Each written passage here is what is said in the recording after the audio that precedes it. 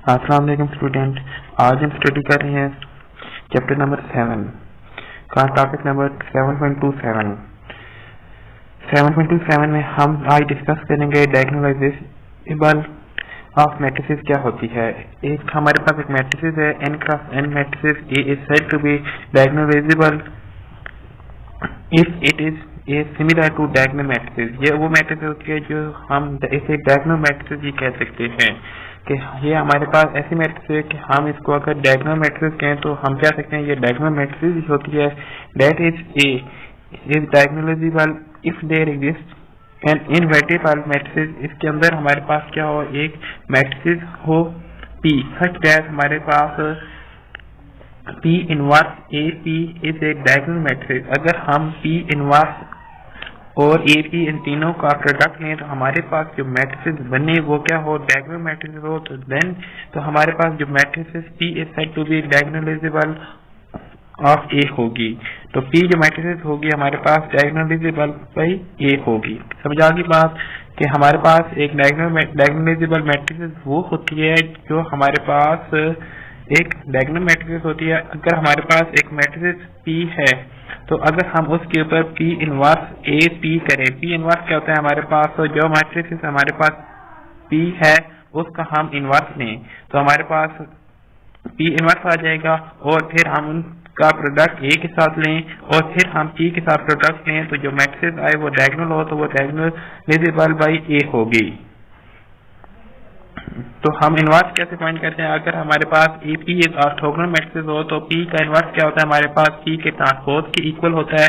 And such that P inverse A P equal to क्या हो जाएगा, P का ट्रांसपोज ए P का transpose A P is a diagonal matrix then A is called orthogonal diagonalizable and P is said to be orthogonally diagonalized A।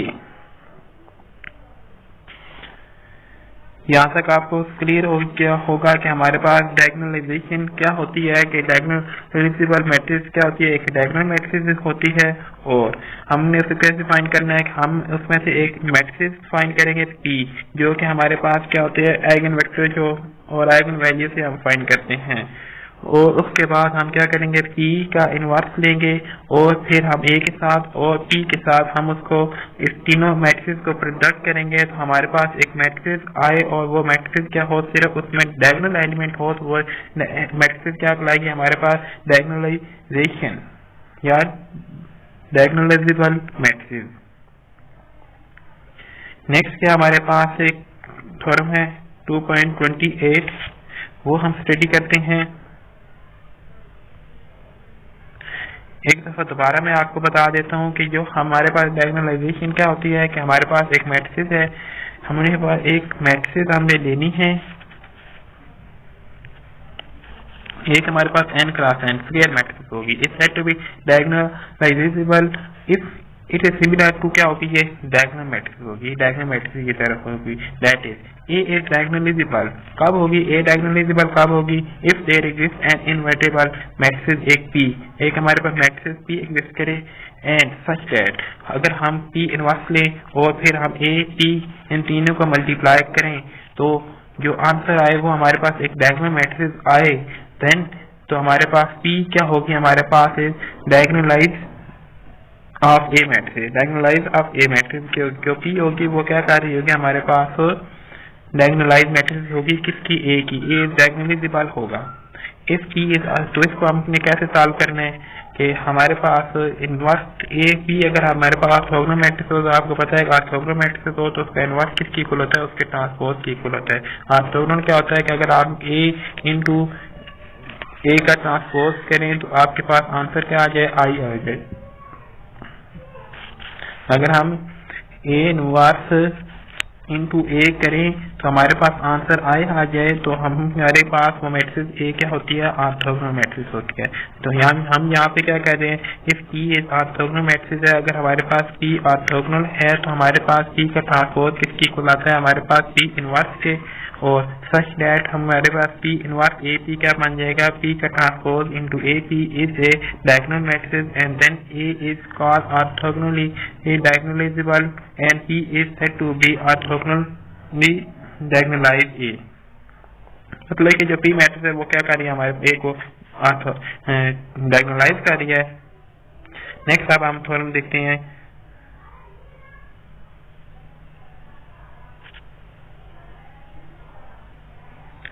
A square matrix A is orthogonally diagonally divisible and has real eigenvalue if and only if A is symmetric है। अगर हमारे पास matrix symmetric है तो उसकी value क्या होंगी, हमारे पास उसके अंदर हमारे पास आइगन वैल्यू भी होंगी।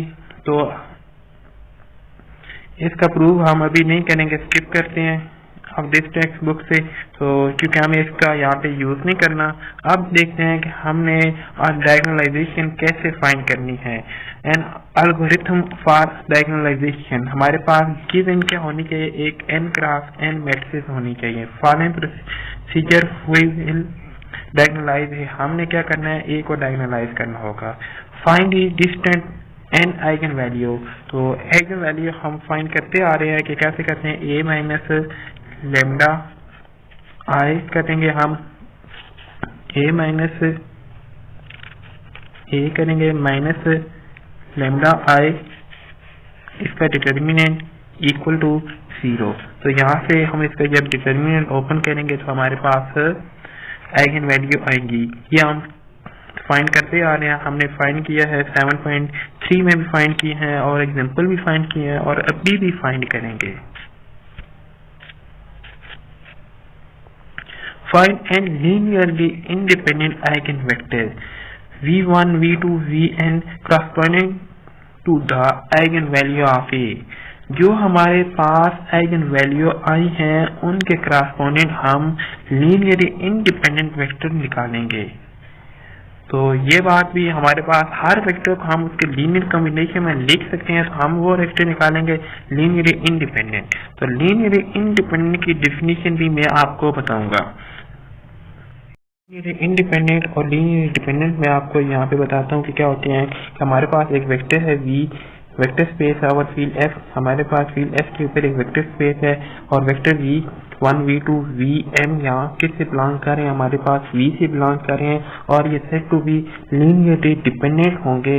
लीनियरली डिपेंडेंट होंगे कब डिपेंडेंट होंगे, हमारे पास जब ये वाली condition A1 V1 plus A2 V2 plus AM VM equal to vector 0 और आगे क्या कहता है, नॉट ऑल AI आर 0। इसमें बात ये लिखी हुई है कि हमारे पास ये वाला जो हमारे पास AI लिखा हुआ है आर नॉट 0, मतलब कि नॉट AI जो है हमारे पास AI not all AI। Not all का मतलब क्या है कि ये जो AI है, अब AI कहाँ से कहाँ तक है, I कहाँ से कहाँ तक है, हमारे पास 1 से M तक है। मतलब कि ये वाले के हमारे पास जब I1 होगा तो हमारे पास क्या होगा, A1 होगा, जब I2 होगा तो यहाँ से हमारे पास A2 होगा, I3 होगा तो यहाँ पे A3 होगा, इसी तरह I जब M होगा तो यहाँ से क्या होगा, AM होगा। तो इसने कहा है कि इनमें से ये दो AI हैं, जो ये वाले तमाम A हैं, इनमें से तमाम 0 नहीं होने चाहिए। नॉट ऑल AI आर 0 का मतलब है कि ये तमाम AI 0 नहीं होने चाहिए। इनमें से कुछ AI मतलब कि कुछ A1 0 हो सकता है, A2 0 हो सकता है, मगर तमाम AI आपके पास 0 नहीं होने चाहिए। इनमें से कुछ 0 हो सकते हैं मगर सारे के सारे A हमारे पास 0 नहीं हो सकते। सिंपल सी बात क्या लिखी हुई है कि तमाम जो ये हमारे AI हैं, ये वाले जो A हैं, ये तमाम 0 नहीं हो सकते, इनमें से कुछ 0 हो सकते हैं। ये क्या है, डेफिनेशन हमारे पास लीनियरली डिपेंडेंट की है। और जब हमारे पास ये तमाम AI हमारे पास क्या है, AI जब 0 नहीं होंगे, इनमें से कुछ 0 होंगे, तो वो कंडीशन क्या होगी, हमारे पास लीनियरली डिपेंडेंट होगा। और अब हमारे जो चैप्टर 7 है, जो डेफिनेशन यूज हो रही है कि लीनियरली इंडिपेंडेंट, वो हम डिस्कस करते हैं। वो ये लिखी हुई है कि इफ वेक्टर हमारे पास we are not linearly dependent, जब हमारे पास वेक्टर लीनियरली डिपेंडेंट नहीं है, then they are said to be linearly independent होगा। और फील्ड एफ के ऊपर फील्ड में क्या हो, जो हमारे पास स्केलर है a1 होता है, a2 a3, और वेक्टर के एलिमेंट क्या है हमारे पास v1 v2 v, और लीनियरली इंडिपेंडेंट कब होंगे हमारे इस फील्ड के ऊपर, जब हमारे पास ये तमाम के तमाम ए के हैं हमारे पास जीरो होंगे। a1 a2 am up to so on imply each ai जो हमारे पास हर a है वो क्या हो जाएगा जीरो। और in this case we say that v1 v2 v3 v up to so on m तक इज लीनियरली इंडिपेंडेंट सेट होगा। क्लियर? जब हमारे पास तमाम ए जो किसके एलिमेंट है हमारे पास फील्ड के वो जब जीरो होंगे तो फंक्शन हमारे पास क्या होगा लीनियरली इंडिपेंडेंट। जब हमारे पास कुछ ए जीरो होंगे और कुछ जीरो नहीं होंगे, जो जीरो नहीं होंगे वो क्या होंगे हमारे पास, वो किसी की वैल्यू होगी, किसी की 2 हो सकती है, 3 हो सकती है, 4 हो सकती है, कुछ भी वैल्यू हो सकती है। तो जब ये कुछ जीरो नहीं होंगे तो वो लीनियरली डिपेंडेंट, और जब तमाम के तमाम ए जीरो होंगे वो क्या होगी लीनियरली इंडिपेंडेंट।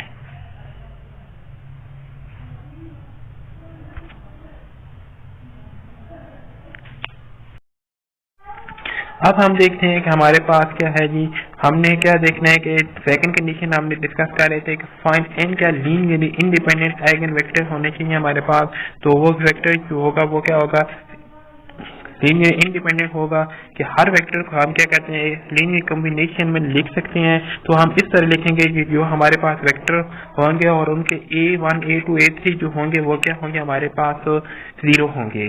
क्लियर? तो फ्रॉम दी मैट्रिक्स P के लिए हमें क्या करना होगा, जो ये वाले आइगन वेक्टर होंगे हमारे पास उनको कॉलम की फॉर्म में लिखेंगे। जो आइगन वेक्टर होंगे हमारे पास उनको हम कॉलम की फॉर्म में लिखेंगे। आगे फिर क्या करेंगे हम, अगर हमारे पास P, अब हमारे पास ये P मैट्रिक्स निकल आई है क्योंकि हमारे पास जो वेक्टर होंगे उनको हम कॉलम की फॉर्म में लिखेंगे। तो कॉलम की फॉर्म में हम किस तरह लिखें, इस तरह कि अगर मैं कहता हूँ कि मेरे पास वैल्यू क्या है, मेरे पास एक v वेक्टर है, मैं कहता हूँ उसकी वैल्यू क्या है v इक्वल टू 1 2, तो इसको मैं कैसे लिखूंगा, मैं इसको कॉलम की फॉर्म में 1 और 2 इस तरह से लिखूंगा। ये बातें हम आगे एग्जांपल करेंगे तो हमें बहुत डिटेल के साथ समझ आ जाएंगी। फिर हमारे हमारे पास जब ऑर्थोगोनल मैट्रिक्स होगी तो देन हमारे पास उसका इनवर्स एग्जिस्ट करेगा, या हम उसका इनवर्स लेंगे या उसका ट्रांसपोज लेंगे, तो बात एक ही है। ऑर्थोगोनल मैट्रिक्स होगी P इनवर्स और P का ट्रांसपोज दोनों क्या होते हैं इक्वल होते हैं। फिर हम क्या करेंगे, इन तीनों मैट्रिक्स को आपस में प्रोडक्ट करेंगे। प्रोडक्ट करने के बाद इस रिक्वायर्ड एक डायगोनल मैट्रिक्स हमें एग्जिस्ट करेगी, diagonal entries being a eigen value corresponding to the eigen vector. ये जो हमारे पास डायगोनल मैट्रिक्स बनेगी ये हमारी वही मैट्रिक्स होगी जो हमारे पास आइगन वैल्यू फाइंड की हुई थी हमने। ये वाली मैट्रिक्स में डायगोनल वही वैल्यू होंगी जो हमारे पास ये वाला आइगन वैल्यू हमने फाइंड की है। मतलब ये है कि हमने जो हमारे पास डायगोनल मैट्रिक्स इस तरह से बनेगी तो यहाँ पे हमारे पास वो वैल्यू आएगी जो हमारे पास लैम्डा 1 की वैल्यू आई थी, और यहाँ पे हमारे पास वो वैल्यू होगी जो हमारे पास लैम्डा 2 की वैल्यू होगी। बाकी तो हमारे पास डायगोनल में हमें क्या पता है 0 होता है। ये जो दो वैल्यू हैं वो वाली होंगी जो हमारे पास लैम्डा की वैल्यू हम पहले फाइंड कर चुके हैं, वो वाली वैल्यू इधर आएंगी, यहाँ पे भी और यहाँ पे भी। अब हम आगे एग्जांपल करेंगे तो देखेंगे कि हमारे पास किस तरह के मैट्रिक्स हैं और किस तरह हमने डायगोनलाइजेशन फाइंड करनी है।